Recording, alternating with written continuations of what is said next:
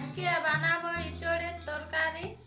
এই দেখো ইঁচড়গুলো ভালো করে কেটে নিয়েছি, এরকম সাইজে ছোট ছোট করে কেটে জলে রেখে দিয়েছি। এরপর ধুয়ে ধুয়ে সিদ্ধ হতে দেব। একটু বেশি করে জল দেব, ইঁচড় কিন্তু না হলে সেদ্ধ হবে না কম জল দিলে। এরপর অল্প হলুদ দিয়ে দেব আর পরিমাণ মতো নুন দেব।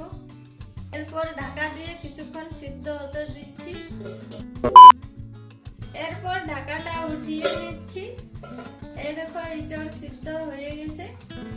এরপর অন্য পাত্রে রেখে নেব। এখানে ছোট ছোট করে আলু কেটে নিয়েছি, এরপর ভেজে নেব। তেল গরম হয়ে গেছে, এরপর আলুগুলো ছেড়ে দেব।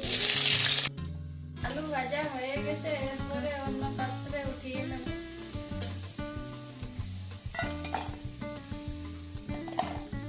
এরপর ইঁচড়গুলো ভেজে নেব।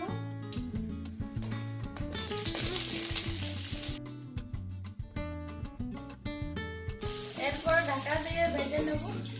এই দেখো ইঁচড়গুলো ভালো করে ভাজা হয়ে গেছে, এরপর উঠিয়ে নেব। কড়াইতে অনেক তেল রয়ে গেছে, ওই তেলের মধ্যে আমি রান্না করব। এরপর প্রথমে দেব হিং, ফোড়নে দেব গোটা জিরে, কেটে রাখা পেঁয়াজ দিয়ে দেব। পেঁয়াজ হালকা করে ভেজে নেব। পেঁয়াজ ভাজা হয়ে গেছে, এরপর দিয়ে দিচ্ছি আদা রসুন বাটা। এরপর দিয়ে দেব শুকনো লঙ্কা বাটা। এবার দিচ্ছি জিরের গুঁড়ো আর দিচ্ছি ধনে গুঁড়ো, পরিমাণ মতো হলুদ গুঁড়ো। এবার ভালো করে মিশিয়ে নেব। মশলা ভাজার জন্য একটু জল দিচ্ছি আর দিচ্ছি কাশ্মীরি লঙ্কার গুঁড়ো। মশলা ভাজা হয়ে গেছে, এরপর দিচ্ছি কস্তুরি মেথি। মশলা ভাজা হয়ে গেছে, এরপর দিয়ে দেব আলু আর ইঁচড় দিয়ে কষে নেব ভালো করে।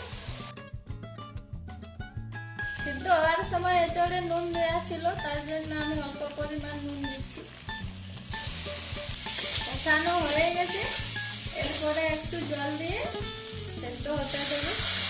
আগের থেকে অনেকটা সিদ্ধ হয়ে আছে এঁচড় আর আলু, তাই অল্প পরিমাণ জল দিলি। এরপর ঢাকা দিয়ে কিছুক্ষণ রেখে দেব। এঁচড় তৈরি হয়ে গেছে, এরপর দিয়ে দিচ্ছি গরম মশলার গুঁড়ো